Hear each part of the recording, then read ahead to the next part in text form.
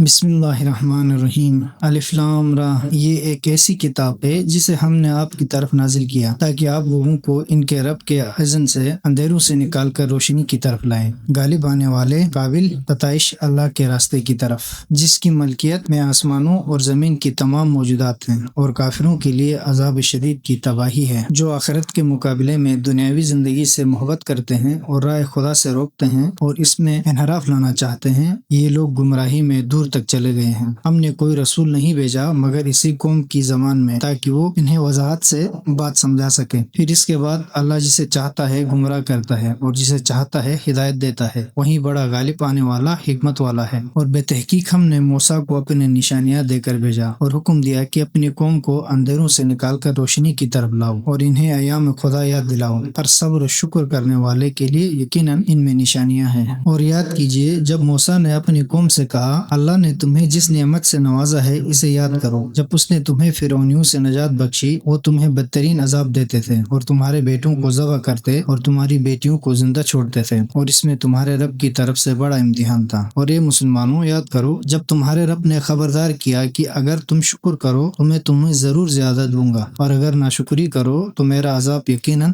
سخت ہے۔ اور موسیٰ نے کہا، اگر تم اور زمین میں بسنے والے سب ناشکری کریں تو بھی اللہ یقیناً بے نیاز لائق حمد ہے۔ کیا تمہارے پاس ان لوگوں کی خبر نہیں پہنچی جو تم سے پہلے گزر چکے ہیں، مثلا نوح، عاد اور سمود کی قوم، اور جو ان کے بعد آئے جن کا علم صرف اللہ کے پاس ہے۔ ان کے پاس ان کے رسول واضح دلائل لے کر آئے تو انہوں نے اپنے ہاتھ ان کے منہ پر رکھ دیے اور کہنے لگے، ہم تو اس رسالت کے منکر ہیں جس کے ساتھ تم بھیجے گئے ہو، اور جس چیز کی طرف تم ہمیں بلا رہے ہو اس میں ہم شبہ انگیز شک میں ہیں۔ ان کے رسولوں نے کہا، کیا تمہیں اس اللہ کے بارے میں شک ہے جو آسمانوں اور زمین کا خالق ہے؟ وہ تمہیں اس لیے دعوت دیتا ہے تاکہ تمہارے گناہ بخش دے اور ایک معین مدت تک تمہیں مہلت دے۔ وہ کہنے لگے، تم تو ہم جیسے بشر ہو، تم ہمیں ان معبودوں سے روکنا چاہتے ہو جن کی ہمارے باپ دادا پوجا کرتے تھے، بس اگر کوئی کھلی دلیل ہے تو ہمارے پاس لے آؤ۔ ان کے رسولوں نے ان سے کہا، بے شک ہم تم جیسے بشر ہیں، لیکن اللہ اپنے بندوں میں سے جس پر چاہتا ہے احسان کرتا ہے، اور ہمارا اختیار میں نہیں کہ ہم تمہارے سامنے کوئی دلیل معجزہ اذن خدا کے بغیر پیش کریں، اور مومنوں کو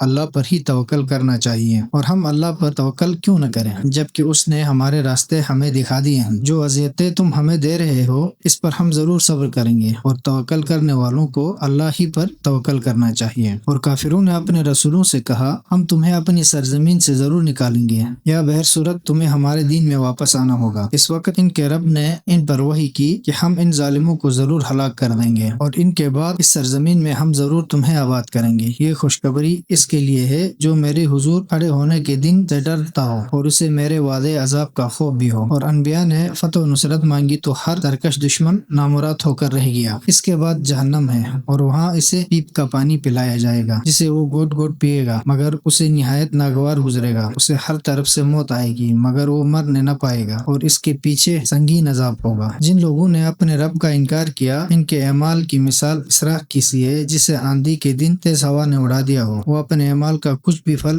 حاصل نہ کر سکیں گے۔ یہی تو بہت گہری گمراہی ہے۔ کیا تم نے نہیں دیکھا کہ اللہ نے آسمانوں اور زمین کو برحق پیدا کیا ہے؟ اگر وہ چاہے تو تمہیں تباہ کر دے اور تمہاری جگہ نئی مخلوق لے آئے، اور یہ اللہ کے لیے کوئی مشکل کام نہیں ہے، اور سب اللہ کے سامنے پیش ہوں گے۔ تو کمزور لوگ ان لوگوں سے جو دنیا میں بڑے بنتے تھے کہیں گے، ہم تمہارے تابع تھے، تو کیا تم اللہ کے عذاب کا کچھ حصہ ہم سے ہٹا سکتے ہو؟ وہ کہیں گے، اگر اللہ نے ہمارے لیے کوئی راستہ چھوڑ دیا ہوتا تو ہم تمہیں بھی بتا دیتے۔ ہمارے لیے یکساں ہے کہ ہم فریاد کریں یا صبر کریں، ہمارے لیے فریاد کا کوئی راستہ نہیں۔ اور قیامت کے دن جب فیصلہ ہو چکے گا تو شیطان کہہ اٹھے گا، اللہ نے تمہارے ساتھ یقیناً سچا وعدہ کیا تھا، اور میں نے تم سے وعدہ کیا تھا، پھر وعدہ خلافی کی، اور میرا تم پر کوئی زور نہیں چلتا تھا مگر یہ کہ میں نے تمہیں صرف دعوت دی اور تم نے میرا کہنا مان لیا۔ بس اب تم مجھے ملامت نہ کرو بلکہ خود کو ملامت کرو۔ آج نہ تو میں تمہاری فریاد رسی کر سکتا ہوں اور نہ تم میری فریاد رسی کر سکتے ہو۔ پہلے تم مجھے اللہ کا شریک بناتے تھے، میں یقیناً اس سے بیزار ہوں۔ ظالموں کے لیے تو یقیناً دردناک عذاب ہے۔ اور جو ایمان لائے اور نیک اعمال بجا لائے اپنے رب کی اجازت سے، وہ ان جنتوں میں داخل کیے جائیں گے جن کے نیچے نہریں بہتی ہوں گی، وہ ہمیشہ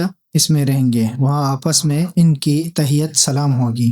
کیا آپ نے نہیں دیکھا کہ اللہ نے کیسی مثال پیش کی ہے کہ کلمہ طیبہ شجر طیبہ کی مانند ہے، جس کی جڑ مضبوط گڑی ہوئی ہے اور اس کی شاخیں آسمان تک پہنچی ہوئی ہیں۔ وہ اپنے رب کے حکم سے ہر وقت پھل دے رہا ہے، اور اللہ لوگوں کے لیے مثالیں اس لیے دیتا ہے تاکہ لوگ نصیحت حاصل کریں۔ اور کلمہ خبیثہ کی مثال اس شجر خبیثہ کی سی ہے جو زمین کی سطح سے اکھاڑ پھینکا گیا ہو اور اس کے لیے کوئی ثبات نہ ہو۔